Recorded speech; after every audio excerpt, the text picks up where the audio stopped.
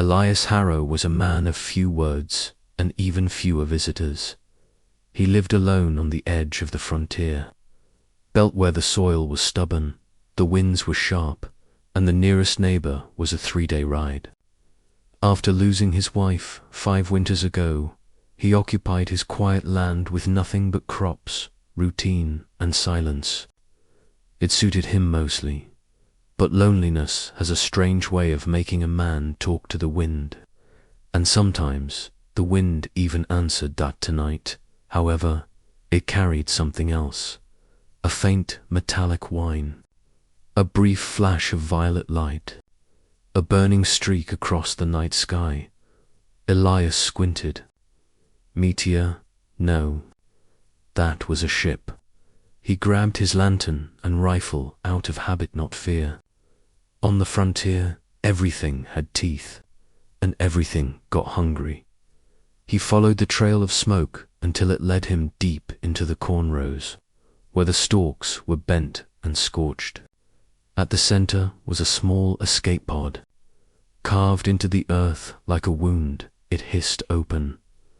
Elias raised his rifle and froze. A child, small, frail, barely breathing. Its skin shimmered faintly like opal dust, veins glowing blue beneath translucent flesh. It had 4 fingers, silver hair, and eyes that were shut tight, as if fighting death itself. Ain't seen one like you before. Elias whispered. The child's chest rattled. Starvation, dehydration, maybe injury. Elias didn't know alien medicine, but he knew the sound of someone dying. Hell no. Not tonight, he muttered. He set the rifle aside, scooped the child into his arms, and hurried back toward his cabin. Above him, unnoticed in the clouds, a cloaked royal ship adjusted its course. Someone was watching. A meal for the lost. The storm broke loose by the time Elias reached his cabin. Thunder cracked the sky.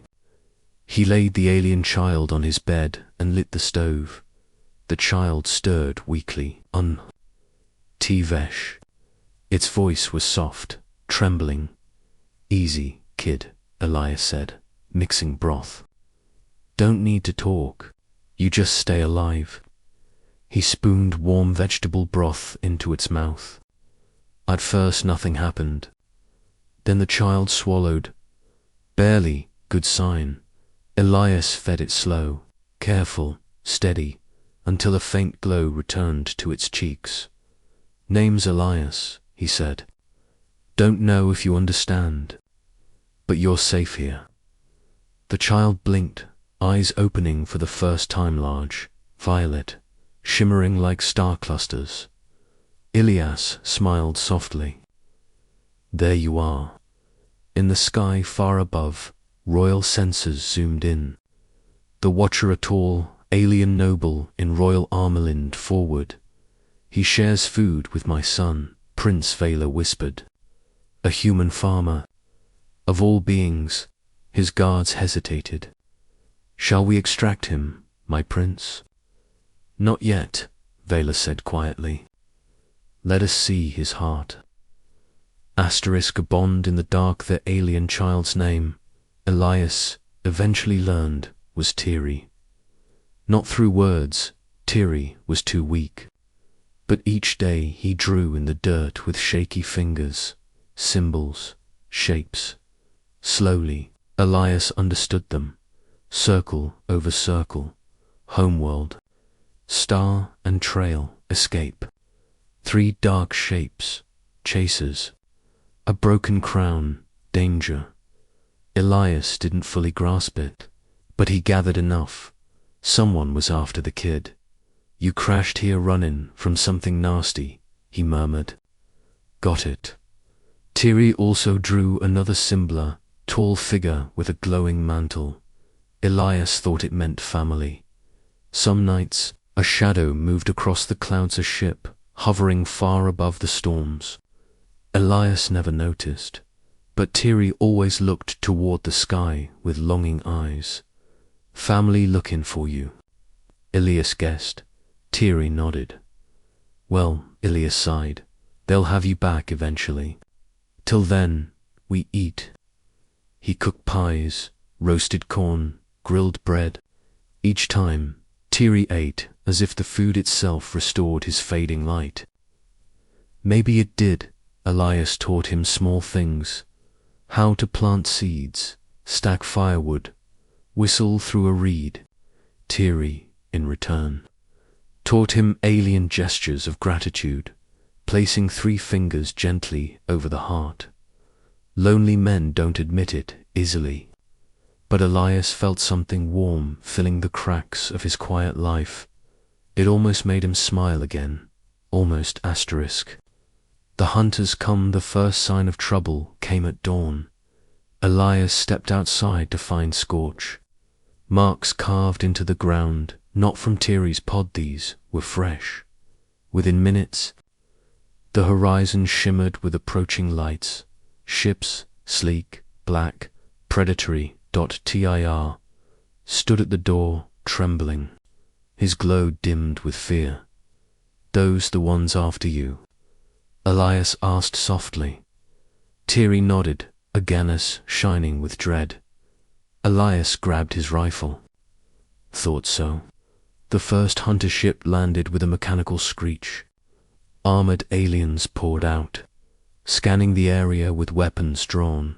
Elias stepped between them and the cabin. Morning, he said calmly. The lead hunter hissed. Human, relinquish the royal heir. Elias didn't react at first. Then he blinked. Royal what now? The child you harbor is Prince Vela's son, the alien growled. Surrender him and you may live. Elias scratched his beard. Can't do that. You stand against the Rakari dominion. Today, Elias chambered his rifle. Yeah, looks like it. The hunter raised his weapon, but before he could fire, a soft glow expanded behind Elias. Thierry stepped forward, tiny hands trembling, and gently placed 3 glowing fingers over Elias's back, protecting him, choosing him. The hunters snarled. Kill the human. Retrieve the heir. Elias spit to the side. You boys picked the wrong farm. Humans don't run, they fired. Elias tackled Thierry behind overturned crates, shielding him with his body.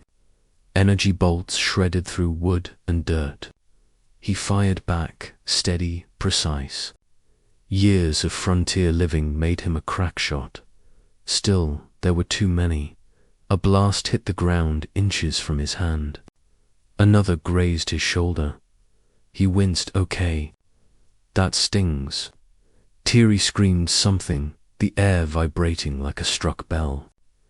A shockwave burst from him, knocking back 3 hunters. But it drained him instantly. He collapsed. Elias pulled him close. Easy. Don't do that again. You'll kill yourself.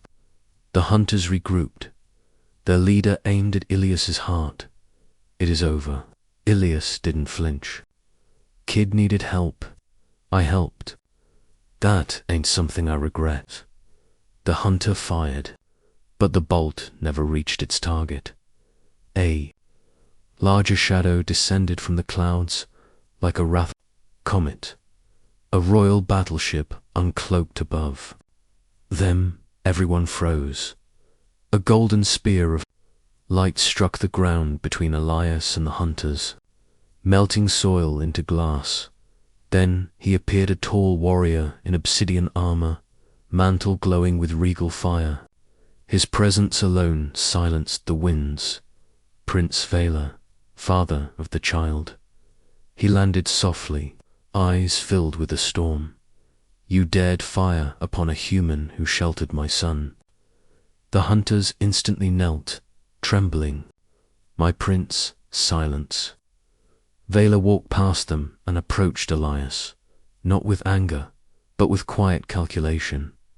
Elias stood slowly, still shielding Thierry. You must be the father. Vela looked down at his son, frail, exhausted, clinging weakly to Elias's sleeve. Then the prince knelt, not to Elias, but to Tiri. My child, I watched you through the skies. You lived because of this human. Tiri reached out, touching his father's face. Elias let out a breath he didn't know he'd been holding. Asterisk. The human who fed royal to Vela rose and turned to Elias. You kept him alive, the prince said quietly. Fed him, protected him, risked death for him. Elias shrugged. Kid needed a meal. No, Vela replied, eyes piercing. You gave him dignity, compassion, warmth.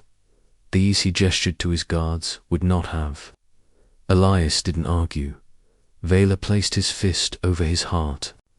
Human, you have earned royal favor.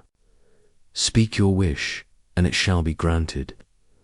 Elias looked around his small, worn-out land, his empty home, his quiet life.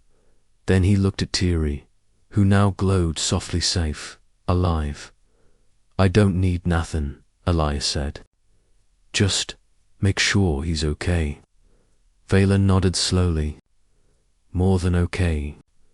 He will grow strong and he will remember you. Tiri stepped forward, placed his 3 fingers over Elias's chest one last time. A farewell, a promise, and then, in a flash of light, the prince and his son ascended into the ship.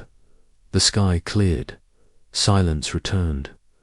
Elias stood alone again, lonely. Perhaps, but never forgotten. Far above, in a royal chamber. Tiri stared at the stars and whispered Elias, and Prince Vela, hands clasped behind his back, murmured, the human who fed my dying child will forever have a place in our history.